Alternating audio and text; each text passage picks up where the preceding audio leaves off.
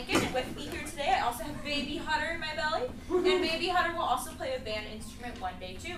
And I brought some friends with here today. One that's coming back. Yeah. One that's coming back. There's another one that's coming back. And I brought all my friends here today because we are going to invite you to join our band for next year in our band family.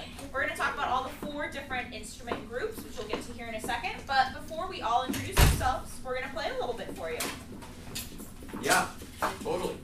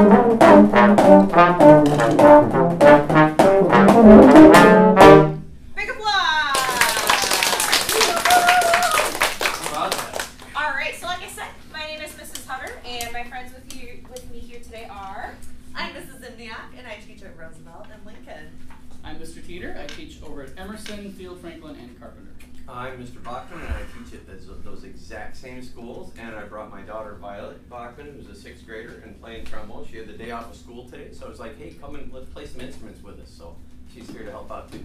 Fantastic. So like I said, we have 4 groups of instrument families. The first one is the strings. So raise your hand if you're already in orchestra, you're ready to play a string instrument. That's fantastic, that's awesome. We love that you're in orchestra. We'd like you to continue playing orchestra, but we'd also like to extend the invitation if you'd like to join our band family as well.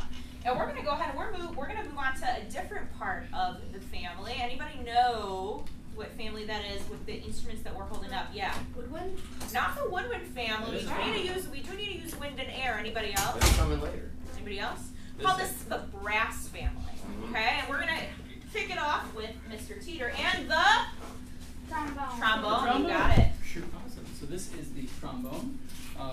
The brass family all make sound in a similar way. We use a cup-style mouthpiece. Now, if you try to put your chocolate milk in there, you're going to have a bad time because there is a hole in that mouthpiece in that cup, and it's going to dribble all over your shoes. But if I buzz my lips like that onto the mouthpiece, I can make the most beautiful sound you've ever heard in your life. Are you ready? Wow. Wow. Isn't that nice? So that's what the trombone sounds like. You don't believe me, do you? Here, let's do an experiment. I'll prove it to you. This really is what the trombone sounds like. So when I buzz my lips into this mouthpiece, that buzz gets amplified by all of this tubing and this bell and just the rest of the instrument. And that's what really makes it sound like a trombone. Watch.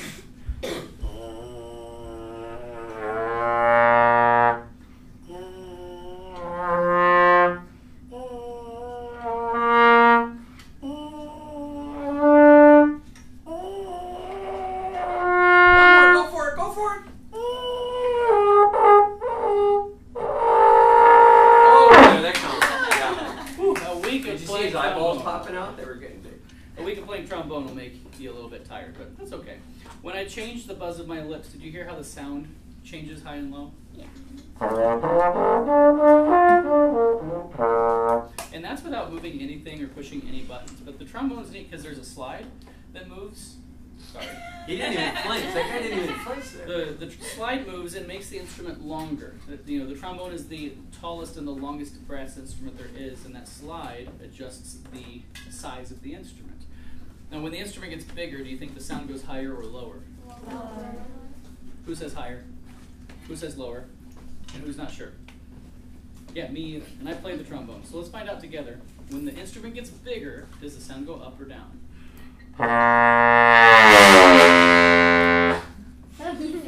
Did it go higher or lower?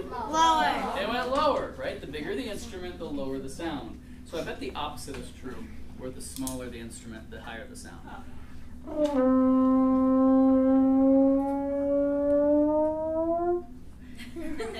just like a balloon flying into the air, right? So yeah, the smaller instruments are higher, the bigger instruments are lower. And trombone's neat because of that slide. It's the only instrument that moves like this, where you can see it get bigger and smaller. And that slide lets me do things like glissandos. Things like that. I can do race car noises.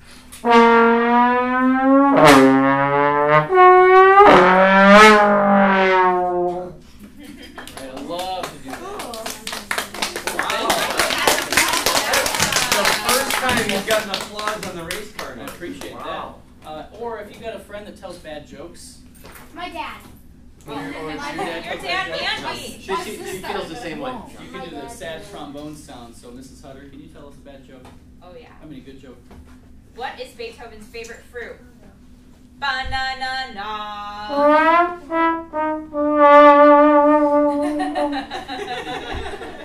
So the trombone, it's a whole lot of fun to play. I love playing this instrument, and I hope that you think about playing the trombone. So I'm going to pass the microphone over to Mr. Bachman. He'll tell you all about the trumpet. Yeah, the trumpet's really cool. Very versatile. You see it in jazz bands and rock bands and orchestras and just about any kind of music. You notice that the mouthpiece is a lot smaller, right? So the pitch is going to be higher. Look at the difference in the cup size. So when I buzz, but basically any song, and then this just makes it sound like a trumpet, all the songs are really in here, like Mr. Teeter was talking about with the trombone. So when I play even an easy song like Mary Had a Little Lamb, and then I put the right fingers to it,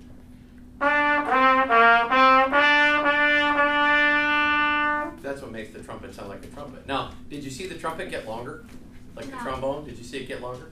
Do you know it actually does? You just don't see it. It's not as visual.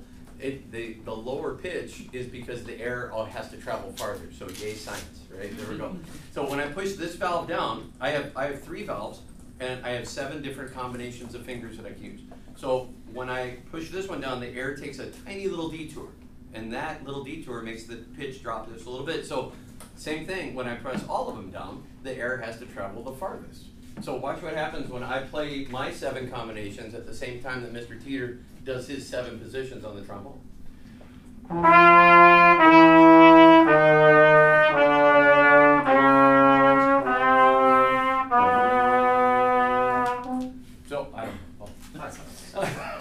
So now when I use my lip tension and the speed of the air and I combine it with the different valve combinations, that's how I get all the different notes. And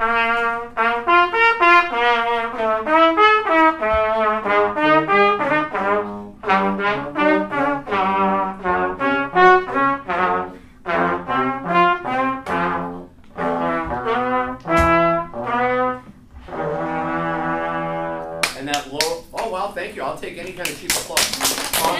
Yeah, if you're clapping for a low F sharp, that's the only time that F sharp's going to get, because you'll never play that one. But with trumpet, I just love it. You see it in all kinds of things. An old friend of mine used to call it a bold and brassy sound. So you probably recognize this one. Not yet.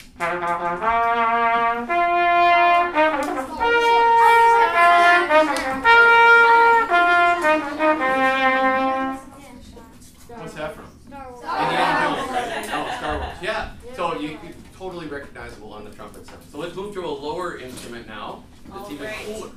I heard someone say they were interested in tuba when they walked in, and if you are interested in tuba, Young lady with the pink mask. yeah, it's so awesome. Tuba is a great instrument. This is called a baritone, and it's like a baby tuba. So sometimes students who are interested in playing tuba will start on the baritone, and then when they move up to middle school, we'll start playing on the tuba once they're a little bigger. If you liked trombone and trumpet, this instrument is the perfect combination of both of those instruments. Because, just like the trombone, it has a larger mouthpiece, so it makes a low buzz. But, unlike the trombone, which has a slide, the baritone uses valves, just like Mr. Bachman showed us on trumpet. So, you can do all sorts of fun things on this instrument. You can play really low notes like this.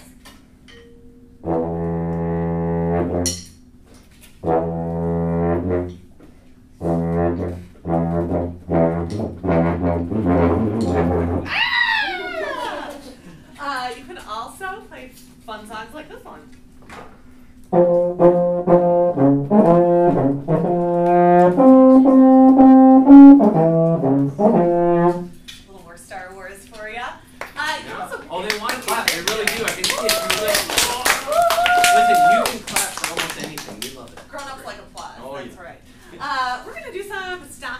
clapping together for this next one. So if you could help me out, that would be great. We're gonna go.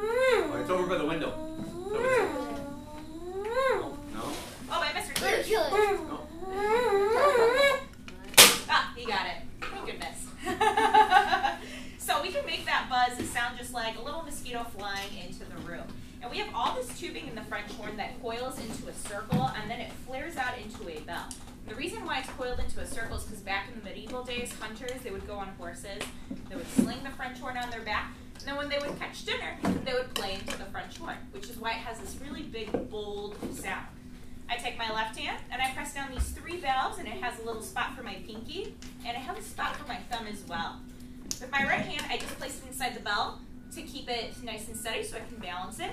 And then, you know, we don't need to hunt our food anymore, but you know what we do? We chase around our siblings sometimes, right?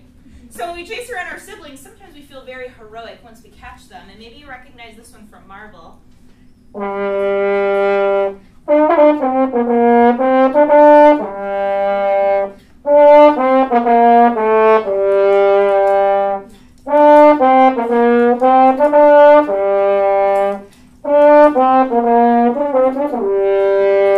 Anybody recognize that one?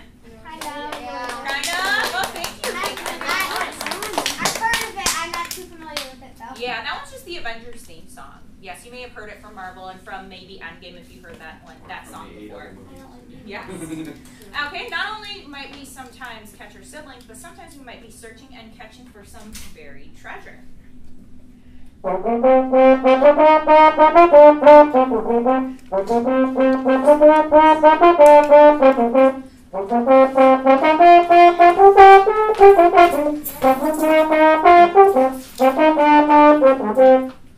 know that one? Yeah. What is it? What does it say out loud? Say it out loud. Yes, I was Captain Jack. You got it. So once we have all of the brass instruments together, this is what it sounds like. 1, 2, 3.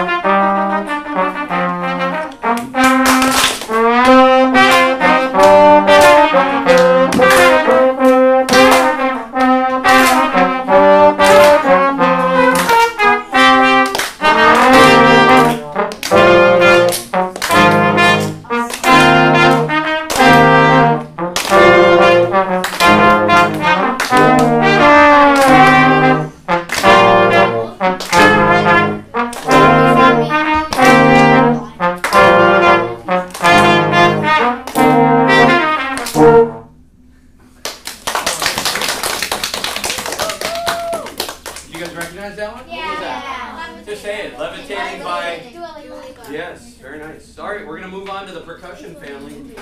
my favorite family of instruments because that's what I started on when I was really young. And with the percussion family, you notice there's a couple different things here. There's the practice pad, of which I have like pancakes now. I've been collecting them from Mrs. Hutter and Mrs. Simiak. I'll have to give these back later today. But well, I'll just show you one. And look, I know it's Mrs. Hutter's. Look, see, she's very smart in labeling it. So with the practice pad, you would probably say, hey, where's the snare drum? It starts with a practice pad because it's better for your technique when you're starting out. And you can get a snare drum later if you want. But it's also lighter to carry around, and when you're practicing and you're at your house, then your whole neighborhood doesn't know you're practicing. That's always nice. My mom used to turn on a show called Days of Our Lives when I was practicing. She used to crank it, and it's still on the air 50 years later, so crazy. And then with the mallets, you notice it's laid out, and I don't know if you can see it from here, so I'm going to take it on the road here. But you can see it's kind of laid out like a piano. You got the white keys on the bottom, the black keys. So I have to ask the question, who plays piano?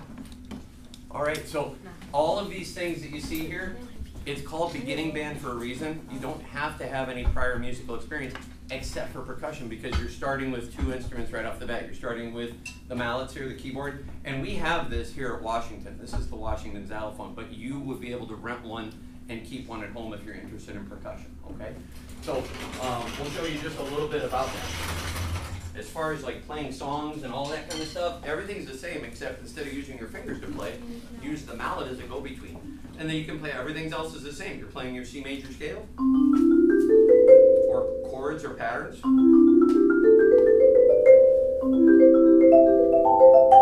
or cool old songs like this.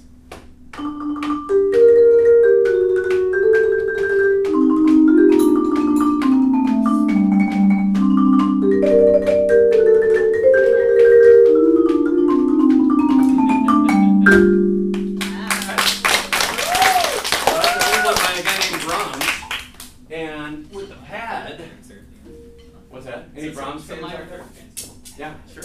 Oh, geez, look at that. Gravity's taking effect. That happens with me. Gravity. That happens the older you get. So, with the practice pad, again, we can't make this go for a long time. How can it, when you saw the brass instruments and soon the woodwind instruments, they can just use air to make a sound to go, or blow into it. How do I make a drum last for a long time? You bang on it really hard. I've tried that so many times, but no, it just, no matter what, it's just a quarter note or a half note or a whole note. I'll give you one more guess. Does anyone know? How do we make this go for a long time? You like don't hold on to it, but you hold it up in the air and make sure it doesn't touch the thing. No. But I like trying that. You know what it's called? Okay, you look really excited. You just like bang on it multiple times. Yes, you were totally on the right thing, and we call that a drum roll, right? And the way to do a drum roll, eventually, you just have to practice that bounce every day. But check this out, it's kind of like a cool magic trick. So I know Mr. Ryback has taught you very well. Let's do some quarter notes. Ready? We're just going to count to 4. Ready, set, go. 1, 2. Keep your eye on the stick. Now go 8 notes. 1 and 2 and 3. Now let's go fast for 16. 1 E and a 2 E and a 3 E and a 4 E. Now to do a drum roll, notice every time the stick moves, my wrist moves. Now I'm going to make the stick move twice for every time that my wrist moves, and that's the bounce. And then once you can get the bounce cooking, then it's just a question of how fast can you go.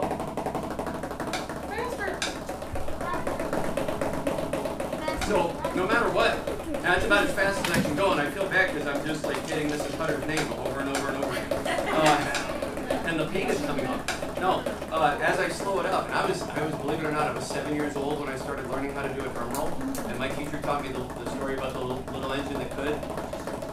And then the train comes into the station, and the whole time I was doing that fast stuff, I was doing this. 2 of each hand, right, left, left. Right? And it doesn't matter if you're a righty or a lefty. They work evenly, so we work on both hands.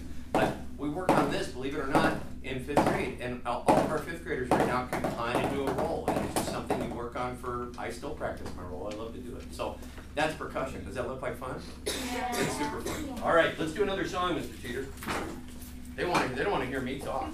Let's go. Oh,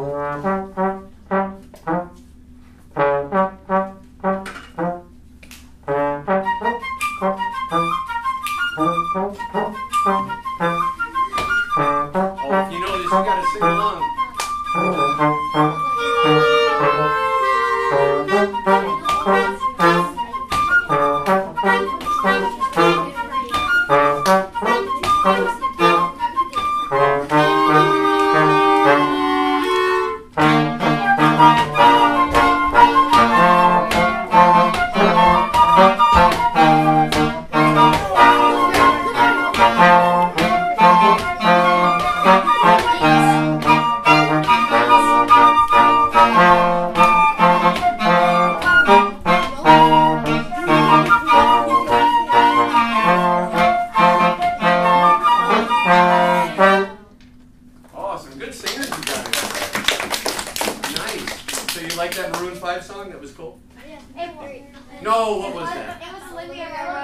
Yes. Violet, do you love Olivia Rodrigo? That's like Violet's favorite person in the world. Awesome. So we're gonna go ahead. We're gonna move on to the woodwind family, and the first instrument in the woodwind family is called the flute. It's actually the first instrument Mrs. Zimyak and I started on, and it has 3 different parts. We got the foot joint, we have the middle joint, and we have the head joint. In order to create a sound into the flute, we have to use this fancy French word called embouchure. Say embouchure. And an embouchure is just the band face that we create in order to make a sound. We saw in the brass family you have to buzz our lips in order to create a sound. For the woodwind family, each of them are a little bit different. For flute, it's almost like blowing across the flute and blowing across into that pop bottle and making that really dark sound. So once I do that on the head joint, it sounds like this.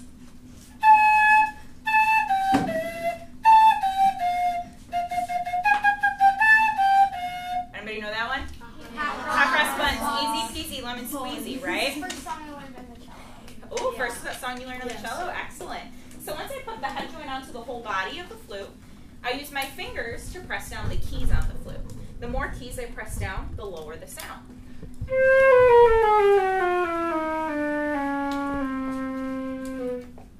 can also play high notes too. You can also sound like a bird. You can also play marches like this.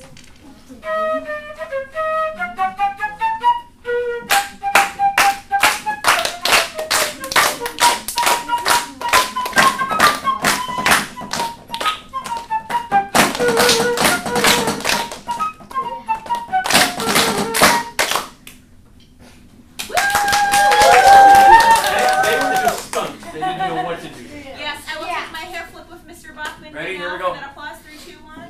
Big hair flip. Thank Except you. when I do my hair flip, the hair just goes. So this next song that I'm going to play for you, you might see, and you might hear it on the 4th of July. Join me in singing once you recognize it.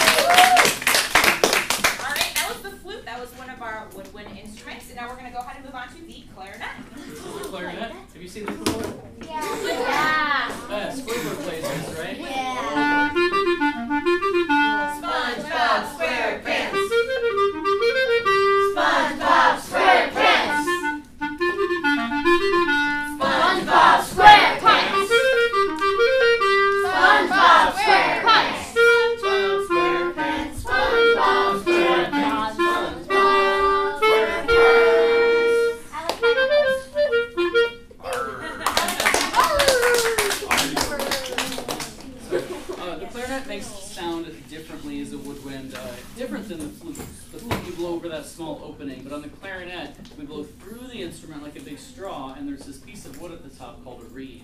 Yes, it's a real piece of wood. No, you will not get splinters.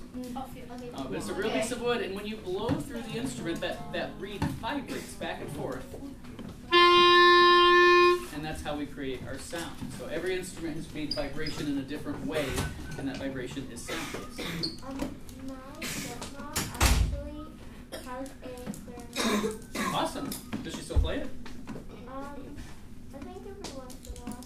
I don't know if she's recording. You'll have to ask if she can play it still. Maybe she can bust out hot cross buns or something like that. Right, so you heard hot cross buns earlier. Do you remember playing recorder in music class before? Yeah. So show me your B, A, and G if you remember that. You got B, A, and G. Now do that with me while I do it on the clarinet. Watch.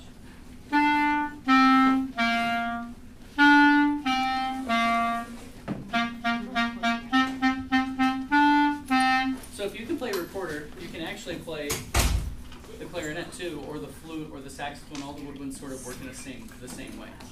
I was hoping for that last note. So, do we have any Nintendo fans out there? Excellent. This is too easy. This is too easy.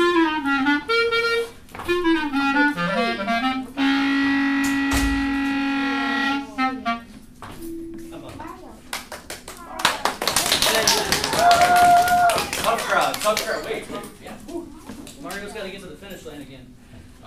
So one more woodwind instrument to show you. This is the saxophone. The saxophone is what I personally started on when I was in 5th grade. And believe it or not, this saxophone that you're looking at is the instrument that I started on when I was a 5th grader. I've been playing this saxophone for over 20 years. And the only way that that works is because I got a nice quality instrument. So when you do an instrument rental through one of the music stores, you're going to get a nice instrument that has been taken care of and will last you a really long time. If you were good to your instrument, it will be good to you. There's also some like cheaper ones online that will not last quite as long, so we encourage you to go try to get one of those rentals from the store. That's a much better option for you. And quick question, do you have any May, are there any May birthdays? Anyone with a birthday in May? When's your birthday? The 31st? Oh, like just squeaked into May, just barely, right? When? 12. The 12th? Any other May birthdays? Mine's the 26th. So for all of us May birthdays, here you go.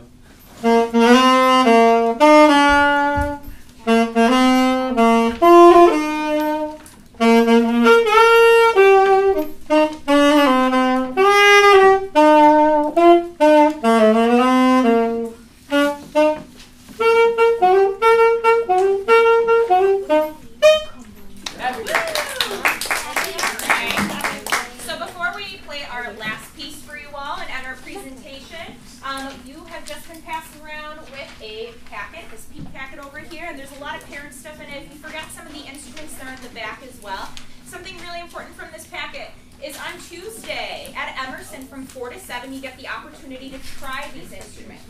Now you don't have to, it's optional, but I highly recommend it. Why? It's kind of like if you saw your friend had a really cool pair of shoes, and then you go to the store and you try on those pair of shoes and you're like, wait, these shoes don't feel comfortable. They don't quite fit me. And then you find another pair of shoes and they fit you quite right. So our job is to make sure that we find your spirit instrument for you. And that's your opportunity to do it on Tuesday next week, 4 to 7 p.m. at Emerson Middle School. The 4 of us, we have the best job in the world. We get to teach you how to play band instruments, and we really hope that you join our band family for next year. So we've got one more piece for you that we don't like to talk about. 2.